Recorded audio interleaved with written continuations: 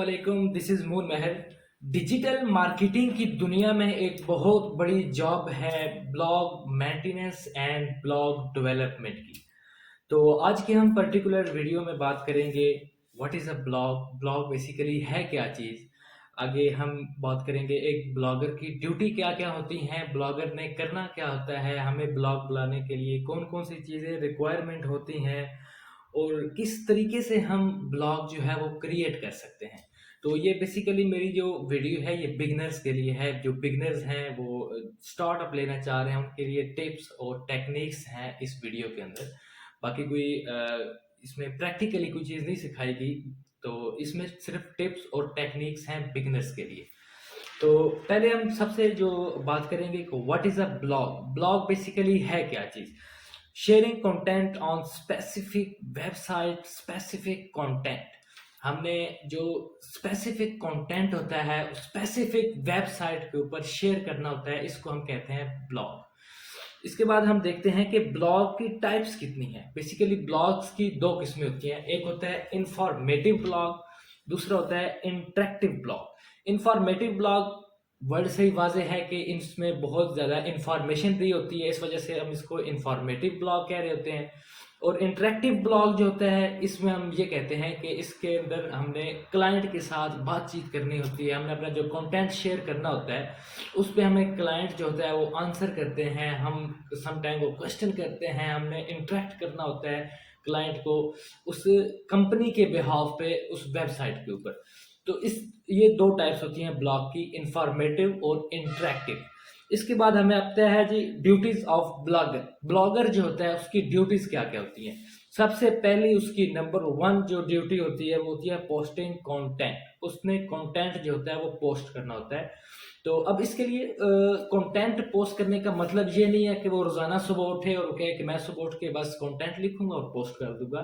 अगर कोई स्ट्रेटजीज नहीं है कंटेंट पोस्ट करने की, कोई प्लानिंग नहीं की कंटेंट को क्रिएट करने की फिर उसको पोस्ट करने की, कि किस तरह के क्लाइंट हैं उस कंपनी के, किस तरह का उनको कंटेंट चाहिए क्लाइंट को, इसलिए कोई प्लानिंग नहीं की गई, कोई स्ट्रेटजीज नहीं इख्तियार की गई, तो वो कंटेंट किसी काम का नहीं है। ये सारी चीजें उसको करके ही कंटेंट जो है वो पोस्ट करना पड़ेगा। ये उसकी ब्लॉगर की ड्यूटी में ये चीजें शामिल हैं। उसके बाद जो होती है उसकी ब्लॉगर की ड्यूटी इंटरेक्शन, क्लाइंट के साथ इंटरेक्शन उसने क्रिएट करना होता है। अब वो वेबसाइट पे जो कंटेंट शेयर कर रहा है वो इस बिहाफ पे कर रहा है कि वो कंपनी के बिहाफ पे उस क्लाइंट के साथ इंटरेक्शन क्रिएट करता है, एक रिलेशन बिल्ड करता है। अब एज अ ह्यूमन से वो डील कर रहे हैं ना, कोई मशीन से डील नहीं कर रहे। ह्यूमन के मुख्तलिफ क्वेश्चन होंगे, उन मुख्तलिफ क्वेश्चन से हर सिचुएशन के लिहाज से उसको डिफरेंट जो है वो क्लाइंट को हैंडल करना पड़ेगा। इसके बाद हम देखते हैं कि क्रिएट अ ब्लॉग। ब्लॉग को क्रिएट करने के लिए हमें कौन कौन सी चीज़ों को मद्देनजर रखना चाहिए। उसमें पहले नंबर पे आती है सेटिंग द थीम। हमने थीम सेलेक्ट करना होता है। अब कलर थीम आप कह सकते हैं कि हमने कलर सेलेक्ट करने होते हैं। अगर कोई डल कलर होगा, सोया सोया कलर होगा, तो कस्टमर जो होगा, जो ब्लॉग करिए जो रीड करने आएगा वो उस पर रुकेगा ही नहीं, वो कहेगा कलर ही मजे का नहीं है, उसकी आंखों को रिफ्लेक्ट नहीं कर रहा होगा। तो इसमें हमने सेटिंग द थीम, हमने थीम बड़ा अच्छा सा सिलेक्ट करना है जिसपे कस्टमर जिस थीम को देखे और वहां पे रुक जाए, इस टाइप का थीम होना चाहिए। इसके बाद होता है जी क्रिएट अ कंटेंट। उसने कंटेंट लिखना होता है। कंटेंट में ऑलरेडी बता चुका हूँ कि इसके लिए प्लानिंग करे, इसके लिए स्ट्रेटजीज कोई ना कोई इख्तियार करे। तो इस तरह का कंटेंट लिखेगा प्लानिंग करके, तब ही वो कंटेंट जो है वैल्यूएबल होगा, अदरवाइज वो कंटेंट किसी काम का नहीं होगा। वहां पे क्लाइंट जो होगा, कस्टमर जो होगा, वो उस कंटेंट उस ब्लॉग को रीड नहीं करेगा। इसके बाद आती है जी प्रमोशन। ये बड़ी इंपॉर्टेंट चीज है कि अब एक जो ब्लॉगर होता है उसका काम ये नहीं होता कि बस वो ब्लॉग लिखी जा रहा है, पोस्ट किए जा रहा है। अब उसको कोई रीड करने वाला तो है नहीं, उसको प्रमोट भी करना है, उसमें डिस्प्ले एड चला सकते हैं, सोशल मीडिया पे उसकी एडवर्टाइजमेंट कर सकते हैं उस ब्लॉग की। तो इस तरीके से वो ज्यादा से ज्यादा लोगों तक वो रीच करके ब्लॉग को अपने पहुंचा सकता है, ब्लॉग वो ज्यादा से ज्यादा लोगों को रीड करवा सकता है। इसके बाद आता है जी हमारे पास जो मैंने शुरू में चीज़ें बताई थी कि मैं ये चीज़ें बता रहा हूँ, हमारे पास जो आखिरी पॉइंट आता है वो है ब्लॉग बनाने के लिए हमें कौन कौन सी चीज़ों की रिक्वायरमेंट होती हैं। सबसे पहले हमें ये देखना होता है कि बी कंसिस्टेंट, उस बंदे ने कंसिस्टेंट रहना होता है।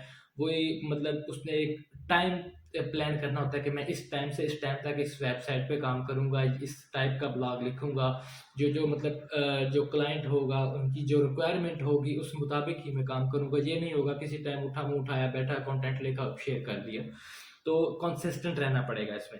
इसमें जो दूसरी हमें रिक्वायरमेंट चीज़ होती है वो होती है वैल्यूएबल कंटेंट। कंटेंट जो है वो वैल्यूएबल होना चाहिए, ताकि कस्टमर को अगर रीड करे भी सही तो उसको कोई ना कोई इन्फॉर्मेशन मिलनी चाहिए उस कंटेंट से। तो इसके लिए भी उसको काफ़ी चीज़ों को मद्देनज़र रखना होगा, कंपनी के बारे में कंप्लीट नॉलेज लेना होगा। तो ये चीज़ें एक ब्लॉगर को देखनी होती हैं, ये रिक्वायरमेंट होती हैं उस चीज़ की। आगे आते ये शेक्स थिंग है। अब हम डील कर रहे होते हैं, हम हमारी जो वेबसाइट पे आके ब्लॉग जो होता है वो रीड कर होता है वो बंदा अब इंसान है, कोई मशीन के साथ हम डील नहीं कर रहे, किसी मशीन को हम अपना ब्लॉग जो होता है वो नहीं पढ़ा रहे होते।